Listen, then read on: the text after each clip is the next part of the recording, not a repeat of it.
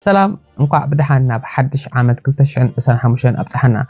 مراحي كندا جاستن ترودو مس مارك كرينش زغبرا انترفيو حصارن ناي حدش عامد انقع أبصحنا تبلن نيشتي ناي كوميدي عينت فيلم سريحو زرجحوالو مبزحتكم إذا فيديو زيارة أخوان مخنياتو حصار يعني را درجة ناب كوميدي زعينتا يوم سريحوما ناب هزبي ملغتي إنها بجنكا مزناي دونالد ترامب زغبرو زولو ناي تويتر قالسي مس كندا نعو نملاس زعينتو يوم مجلس يوصي زولو إذا مس كوميديان مارك جرينش حجي مبزحتكم أبكارات أموت وزي مارك جرينش من مهاونا يتفلتنيهم سلازي ناتو دحرا بايتان ناي مراحي كندا جاستن ترودو زهابو ملسن مس ناي كوميدي ناي مسحق عين كيرو زهابو سلازخونه اتا فيديو كريئكم ناتي كا مجلس يكوكم احنا كنداوان انتي كنصبه نخእል زبل ارست يكون سنه مكتال ازي مارك كرينش زبال لك كنزي ابسلي تريو زلكم كوميديانن صحافن ايو مارك كرينش ناتو ناي مجمرتا اسرحو اب سي بي سي كندا برودكاستينج سنتر ابو كم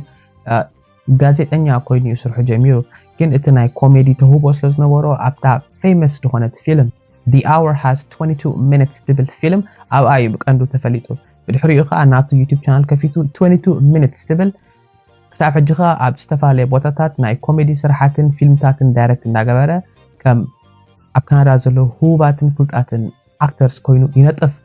ابزي مس مرحي كندا جاستن ترودو ناي 5 دقيقه زخون حصر زبله انترفيو اتي انترفيو كندارغا روست انيرو مالت يعلل لو انتخونه جن اتي كبد حتوتات نحاتته بتناي دونالد ترامب تزاربو دولو جاستن ترودو بخمي يزريو ناي كوميدي زحازه ناي مسح زحازه جن كا ملسي نمهاب إلهم زغربوا دارغا اكسكلوسيف زخونتيا معناتو 2025 دارغا كي اتنا بكمزي كنجمرو بحسابهم as you DSW because كل سب اب ساعات زي تنسي زول اب قرب عيدلو مستي امريكا تبلو زلا دونالد ترامب تبلو زلو مستي بوشت كنداون زكاد زلو مرچ حكايديو ازي مرحيزي كللو زبلو زلو مستي ايكونومي قطا كله زعمت زي اكي جمرنا بزح ነገር ይካሄዳሉ ከምዚ ብግናይ ኮሜዲ ሓዊሶም መልሲ መሃቡ ኣገዳስ ኮይኑ ይስምዓኒ ካልኣይ ዶናልድ ትራምፕ ዝገብሮ ዘሎ ዳርጋ ናይ ኮሜዲ እዩ እቲ ኣብ ትዊተር ጽሕፈ ዘሎ ንካናዳ ኣብ ጎቦ ኮይኑ ማዕዶ እናጠመተ መራሒ ካናዳ ጋቨርነር ክኸውን ዝብሎ ዘሎ ዳርጋ ኮሜዲ እዩ ኢንሻአላ ሳርካዝም ዝርዳ ኣካርት ኮይኑ ወይ ጭርቃን ዝርድኦ ሰብ ገለ ይድብል ግን ከም ዝሓለፈ ዝገለጽኮ በሃገር ዋዛ ያለን كنداويان نزي قاليهم دونالد ترامب دعمو سقيلو اندي زبللو قاليهم ግን بسمعت كابوشطم زمنچوا كميلو بزعبه هاغرنا خمجلي يزارب تناعقنا زبل رديت تايم حيزن نزي ادرس المغبار بسرحوا فيلميا انتي بلو نكتاتل روحس حدش عامتي قبلكا برايم مينستر روحس حدش عامتي قبلكا مارك قلتاشان اسان 4 غحاف دخونت هاغر دارغا غحاف غريتا غحاف دخونت عامتيا ميرا نعخا بفلاي 2014 كلنا عزا كبار زخونت عمت يانيرا زخف زحلفه جن نسخا اخا بكلهم يوم حقيروم خا مالت سي خجلصلكاندو اب مرچا زتحته فوت رخيبكا كمون زقبابه ناي كنديان دولار اب عالم ملو اغاطيم زلو زقبابه خمو خا ناي كندا دولار تحتي مرادو كمون تاريف ناي دونالد ترامب 25% تاريف ني كندا كزنبل حاسيبو دلو بنوس خلون እንደገና ፒየር ፖሊየፍ جي بيير بولييف ناي تقاومتي ناي كونسرفاتيف مراحي كوينو من جاستن ترودو انون زحلف اغربيان يري واكو نابله ايد صرفون يرو اب بارلمنت تاكيبن كلو ازي واكو زخونه برايم مينستر كندا صريفو اجي انتاي لهم بيير بولييف اطنققمو اذ تقمول زلخا قال واكو مالت صلول ماتي صلاله ناي صلاله دغبرو زلو مالت بحصر زباله انسانيتي مات ديطعي عنا زي بقولوا صرح مالت تقالكم ناي ديت عنا استاسري anyway يرداكم اجي بيير بولييف صلولي لوكا يجلو زلو اغاطام خمان اتاب ناي بارلمنت اخبا صلولي لو مستزاربو اتي نتي اخبا زكاز نبره مراحي انتايلو اذا قال زي املسا يقرحته تلايلو اي حتى لاني مسبله وصا الو مكاتناي بارلمنت اخيبا اغاطاميت اخيبات ارياس زنوكي نركدلو نغصل اتي زغرم ابزي مارك انتاي كبليو نجاستن ترود زاربو دلو زعمت زي اسي بكل كم قال زخونت عمت يعني را እዚ ኩሉ ሕማቅ ዘጋጠመ ግን ከማኻ ካናዳስ ሓንቲ ዝሕጉሳ ነገር እንታይ እዩ እቲ ዝኸፍአ ኣብ ካናዳ ዝተፀርፈን ዝተሓኾረን ኣብዛ ዓመት እዚኣ ንስኻ ኢኻ እንቋዕ ኣነስ ፕራይም ሚኒስተር ጃስቲን ትሩዶ ኣይኮንኩ እዮም ዝብሉ ዘለዉ ናይ ብሓቂ ከምዛ ዝብለኩም ዘለኹ እዩ ዝብሎ ዘሎ እሞ ከዓ ንመራሒ ናይ ሓንቲ ሃገር ከምዚ ኢሉ ይዛረብ ኣሎ ግን ጨርቃን ዘለዎ እዩ ምክንያቱ ኮሜድያን እዩ ዝዛረብ ዘሎ ከምዚ ከይትፍትኑ ኣብ ትዊተር ከይድኩም ከይትፅሕፉ ከምዝልኩም ከየንጠልጥልኹም ኣብዚ ንጃስቲን ትሩዶ ብጣዕሚ ክብር ዝበለ ዓመት ሓሊፍካ ኣብዚ ፐርሰናሊ ይዛረብ ኣሎ እንታይ ከዓ ኢልዎ ከም ድፍለጥ ኣብ 2024 ጃስቲን ትሩዶ ምስታ ናይ ሎንግ ታይም ሰበይቱ ዝነበረ ተፋቲሖም እዮም ስለዚ እቲ ናቱ ፍትሕ ዳርጋ ፓብሊክ ዝወፅእ ብዙሕ ሰብ እዩ ተዛሪቡሉ ናቱ እውን ይቐረአ ከም ሲምፓቲ ዝዓይነቱ ተዛሪቡሉ ሕጂ እናተፀበየ ከሎ ናይ ብሓቂ ብሬክ ኣብ ገይሩ እዩ ግን እቲ ናቱ ብሬክ ኣብ ፍትሕ ናይ ብሓቂ ተፋቲሑ ከሎ ኣብዚ ኮሜዲ ግን ብዛዕባ መን ይዛረብ ዘሎ ብዛዕባ ጃግሚት ሲንግ ከዓ ናይ ኤንዲፒ መራሒ እዩ ከም ዝገለፅክዎ መራሒ ካናዳ ከም ማይኖሪቲ ጋቨርንመንት ኮይኑ ብውሕድ ቮት እዩ ዘሎ ኣብ መሪሕነት ግን መሪሕነት ምታን ንኽፀንሕ ብሓገዝ ናይ ጃግሚት ሲንግ ናይ ኤንዲፒ መራሒ እዩ ተተሓሒዞም እዮም ኮሊሽን ገይሮም እዮም ዝፀንሑ ነይሮም ሕጂ ጃግሚት ሲንግ ግን ኣብዛ ቅድሚ 2 ሰሙን ዝወፃኽዋ ቪድዮ ኣነ ኣይክድግፈካነ ካብ ሕጂ ንንዮ ኣባኻ እምነት የብለይ ውረድ ኢልዎ ሕጂ ነዚ እዩ ተዘዋዋሪ ነቲ ናይ ፍትሕ ምስ ሰበይቱ ተፋትሖ ክንዲ ዝገልፅ ዘሎ ኣምሲሉ ምጃግሚት ሲንግ ተፋቲሕኩ ይብሎ ኣሎ ጨርቃን እዩ እንታይ ይስማዓካ ምስ ጃግሚት ሲንግ ንዓኻ ገዲፉ ኮንፊደንስ ኣብ ልዕሊኻ ደለኒ ደገፍ ኣውሪደ እየ ምስ በለካስ እንታይ ተሰሚዑካ ብጣዕሚ ፅቡቅ ኢና ተጓዒዝና ንካናዳውያን ዝጠቅም ክንሰርሕ ኢና ብዙሕ ኢና ሰጊምና ቀፂልና እውን ብዝዓቕምና ንካናዳ ዝጠቅም ነገር ክንሰርሕ ኣይከነቋርፅን ኢና ክብል እዩ መሊሱሉ ኦፍ ኮርስ ናይ ጨርቃን እና ኣምሰለ እዩ እናሰሓቀ እዩ ድምልሰሉ ዘሎ ኣብዚ ግን ምስ ገለገለ ክትሰማዖም ዝግባእካ ነይሩ ክብል እዩ ተዛሪቦ ንሱ ከዓ እንታይ ብሎክ ኬበኳ ዝበሃሉ ፓርቲ ከምኡውን ግሪን ፓርቲ ኣብዛ ሓለፈ ነጊረኩም ነይረ 5 ሜይን ፓርቲ ኣሎ ኣብዛ ዓዲ ኣብ ካናዳ ንሰተን ከዓ ኤንዲፒ ኮንሰርቫቲቭ ሊበራል ኩቤክ ብሎክ ኬበኳ ከምኡውን ግሪን ፓርቲ እተን በዓል ግሪን ፓርቲ ኩቤክ ብሎክ ኬበኳ ካብቲ ሜይን ኣይኮነን እተን ሜይን ዝበሃላ እንታይን ሊበራል ኮንሰርቫቲቭ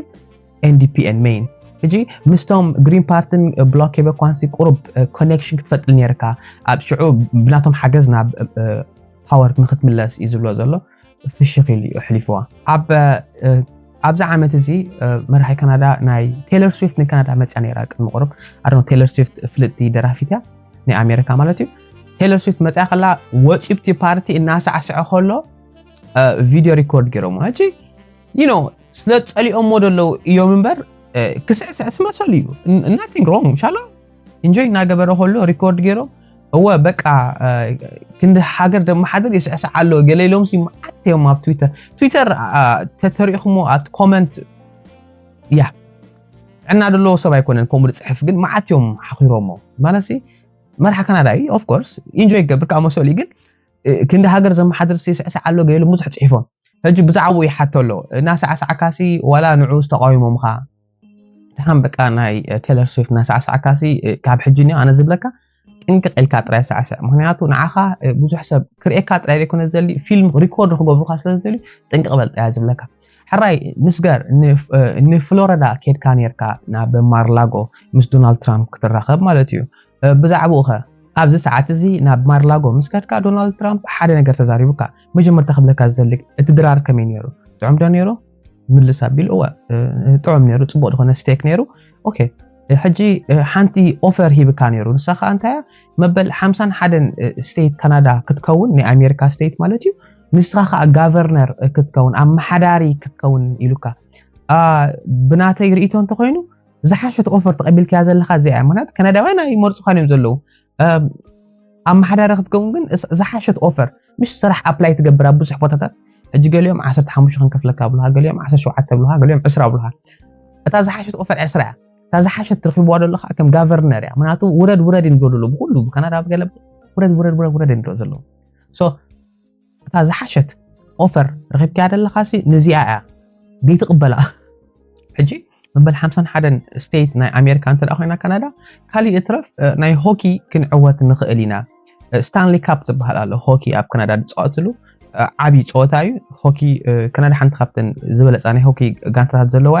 سو كالي اترف ستانلي كاب كمان نعوت انتاي يوزح ملسخا هو كم سلو زلخا جن دونالد ترامب يلاقص نيرو جوكي نيرو جن اتسب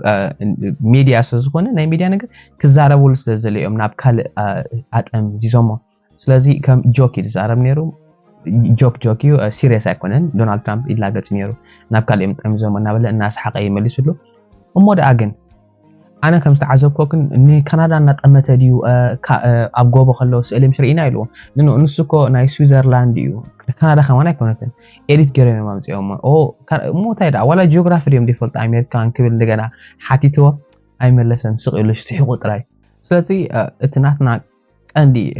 ዓወት እንታዩ ካናዳዋን ምስ አሜሪካን ሓቢርና ሰራሕ ተኺልና ጥራዩ ኣብ ሕብረቲና ካክን ኣምን ዘለና ንክልቴና ክዕወተና ዝኽእል ንሱ እዩ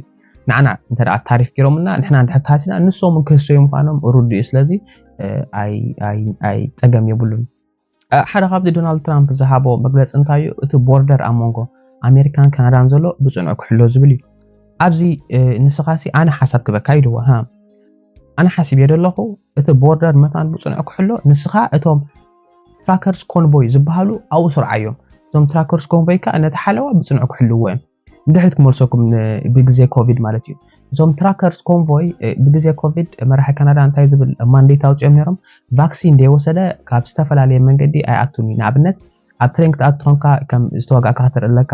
ወይ ብኣየር ክትከይድ ትኾንካ ቫክሲን ክንወስድ ክትርእለካ ፕሩፍ ኦፍ ቫክሲኔሽን ዝብል ማንዴት ኣውፅኦም ነይሮም ነዚ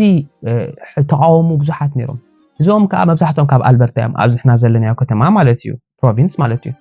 እዞም ትራከርስ ኮንቮይ ንኽቃወሙ ነናቶም ትራክ በጣሓት ማለት እዩ ዓበይቲ በጣሓት ሰሪዖም ካብ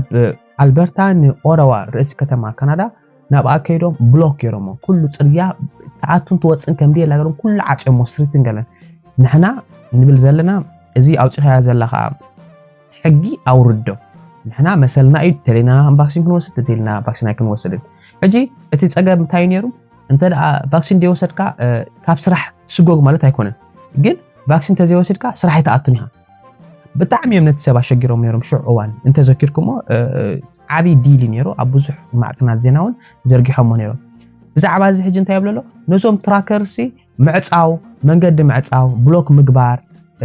ነገራት ከምዚ ሓልፍ ምግባርሲ ኣዝዮም እዮም ድኽእሉ እሞ ካብ እዚ ቦርደር ወተሃደራት ኣምፂኻ ትዕፅዎስ እዞም ትራከርስ ከም ዋርድያ ደይተውርዶም ፒየር ፖሊየፍካ መራሒኦም ኮይኑ ይመፅእ ዝብሎ ዘሎ ፒየር ፖሊየፍ ናይ ኮንሰርቫቲቭ መራሒ ምዃኑ ገልጽና ነርና ኢና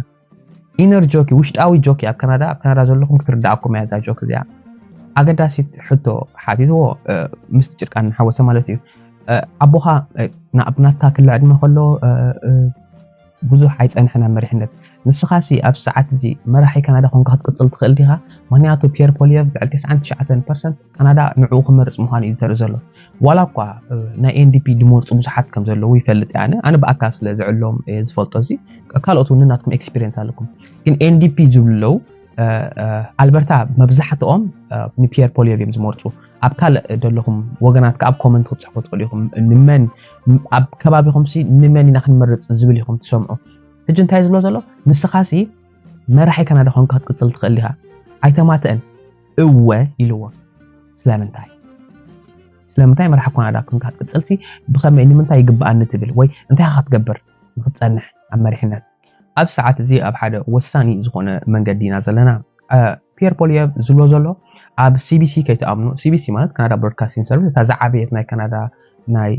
ዜና ተቃልሕ ማለት እዩ ብሓፂሩ ናይ መንግስቲ እያ ግን ብመንግስቲ እያ ትሞል ከምዚ ኤርቲቪ ማለት እዩ ንዓ ከይተኣምንዋ እብሎም ኣሎ ካልኣይ ናይ ጋን ኮንትሮል ዓብዪ ኣርእስቲ እዩ ብዛዓዲ ኩሉ ሃንድ ጋን ባን ገይሮም እዮም ኣብ ዝዓዲ ሃንድ ጋን ማለት ብኢድካ ሒዝካ ጠበንጃ ሳይዝ ይፈላለ እዩ እንታይ ዓይነት ጠበንጃ ኣበይ ላይ ክትጥቀመሉ ትኽእል ቀለመለ ማለት እዩ ብቆንዲ ግን ሃንድ ጋን ኣይፍቀድን ካናዳ ሃንቲንግ ክትገብር ትኾንካ ሓዳናይ ክትከውን እንተዳ ኮንካ ሓዳናይ ንክትከውን ዘድልየካ ሕግታት ኣሎ ሕጂ እዚ ሕግታት እዚ ካብ ናብን ቦታ ይፈላለ እዩ ግን ዝፍቀድ ኣሎ ዘይፍቀድ ዝህብዎ ላይሰንስ ኣሎ ናትካ ሕግሪኦም ማለት እዩ ኣብ ኣሜሪካ ግን ናይ ሃንድጋን ዝፍቀደሉ ቦታ ይበዝሕ ኣሜሪካን ካናዳውያን እንተራ ተዓዚብኩሞም ዳርጋ ንኣሜሪካ ምሽ ይጥሙቱ ኣብ ኣሜሪካ ሓንቲ ነገር ተላ ኣብ ኣሜሪካ ከምዚ ገይሮም ንሕና ንምንታይ ባህልቲኦም ኣብ ዝኾነ ዝተውዕሎም ኣብ ኣሜሪካ ከምዚ ግበራ ንሕና ግን ከምዚ ኮምፔር እንዳግበሩ እዮም ዝኸዱ ብጣዕሚ እዮም ዝወዳድሩ